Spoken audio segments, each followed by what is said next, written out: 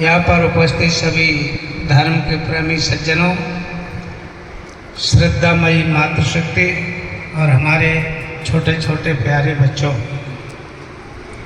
आज हम सभी लोगों ने मिलकर के दुनिया का सर्वोत्तम कार्य यज्ञ किया, क्योंकि यज्ञ से बढ़कर संसार में और कोई श्रेष्ठ कर्म नहीं है। लेकिन ये यज्ञ 3 बातों से मिलकर के बनता है: देव पूजा, दान और संगतिकरण। तो देव पूजा करने से पहले हम सबको ये पता होना चाहिए कि देव किसको कहते हैं। जो 33 करोड़ देवता लोगों ने मान लिए हैं ना, ये माने हुए देवता किसी काल में काम नहीं आए हैं। अभी आप सबने देखा पहलगांव में 27-28 लोग मार दिए और एक भी देवता ने उनकी रक्षा नहीं की।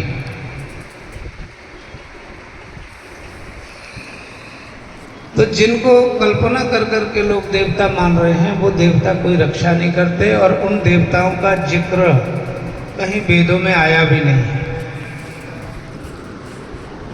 देवता 2 प्रकार के होते हैं, कुछ जड़ देवता होते हैं, कुछ चेतन देवता होते हैं।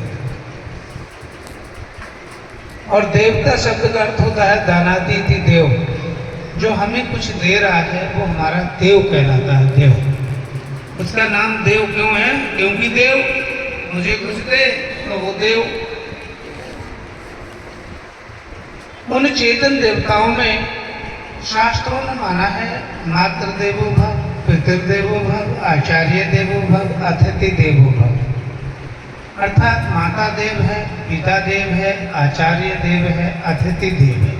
ये हमारे कैसे देवता है? ये चेतन देवता है। कुछ हमारे जड़ देवता होते हैं। जड़ देवताओं में जैसे पृथ्वी है, जल है, वायु है, अग्नि है, आकाश है, चंद्रमा है, सूर्य है, नाना प्रकार के देवता हैं, वो जड़ देवता कहलाते हैं। जड़ किसको कहते हैं और चेतन किसको कहते हैं? जो अपने आप को जानता है और सामने वाले को भी जानता है, वो है चेतन कहलाता है।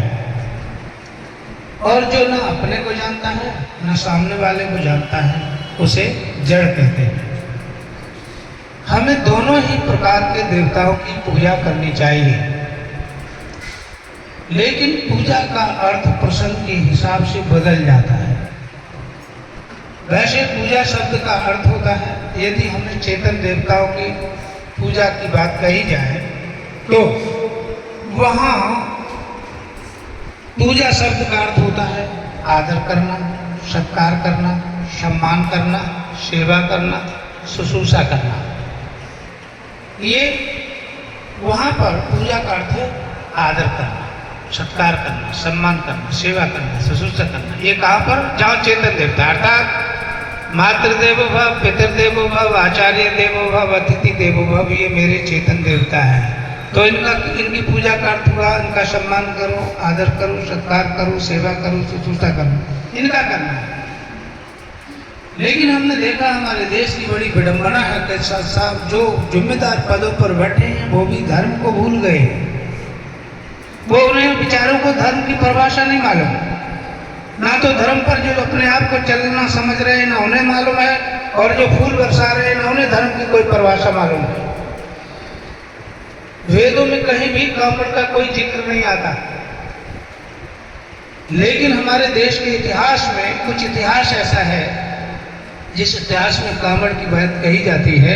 तो सबसे पहले कामड़ की बात करने में जब हम इतिहास पढ़ते हैं तो किसका नाम पहले आता है? बोलो।